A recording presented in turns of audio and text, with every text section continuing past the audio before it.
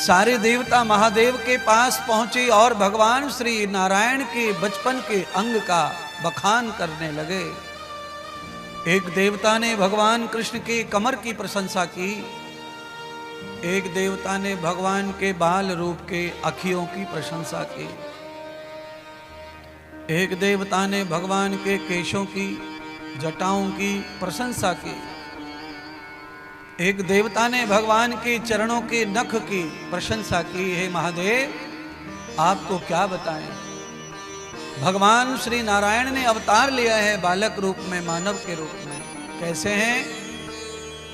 तो कहा वो तो साक्षात ब्रह्म ही लगते हैं, है तो मानव के रूप में, पर वो भगवान ब्रह्म का रूप ही दिखाई पड़ते हैं। उन्हें देख करके ऐसा कहीं से लगता ही नहीं कि वो मनुष्य हैं। ऐसा पावन स्वरूप है भगवान का। और हमारा तो भाग्य खुल गया महादेव, जो भगवान के प्रकट होते ही हमें दर्शन प्रभु का प्राप्त हो गया। देखिए बंधुओं, बालक चाहे किसी का हो,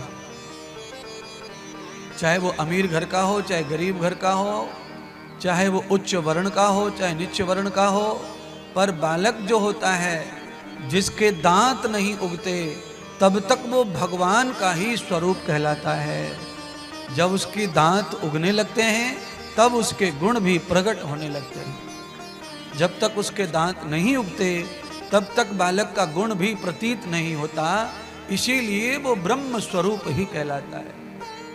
सारे देवताओं ने भगवान के स्वरूप का जब शंकर जी को बखान किया तो शंकर से कहाँ रुका जाता है। जो नित्य ध्यान कर रहे हैं जिनका, आज वो महादेव ने जब भगवान के स्वरूप का वर्णन सुना देवताओं के मुख से, तो महादेव एक क्षण का विलंब नहीं कर पाए और सीधे गोकुल धरती लोक ब्रज की ओर चल पड़े दर्शन के हेतु। अप्रतिष्ठितम न वेद ग्रामई दुहितोर ग्वाल गोपाल विभर्जितम यस्य नेत्रौरबद्धिताम्।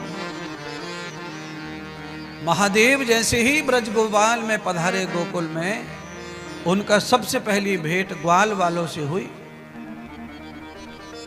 गाय चरा रहे थे ग्वाल बाल, दर्शन हुआ। महादेव ने ग्वाल वालों को प्रणाम किया। अब देख लो, उल्टी गंगा बह रही है, भगवान प्रणाम कर रहे हैं ग्वालों को। क्यों? क्योंकि एक इसलिए भगवान प्रणाम कर रहे हैं ग्वालों को, जिस गाय के ऊपर पाप आ पड़ा है, जो गाय वैकुंठ में गई है भगवान के पास मदद के लिए, उन गायों को भगवान की चरते चराते रक्षा करते ग्वालों को देखा, तो भगवान ने उनका आभार प्रकट किया और उन्हें प्रणाम किया।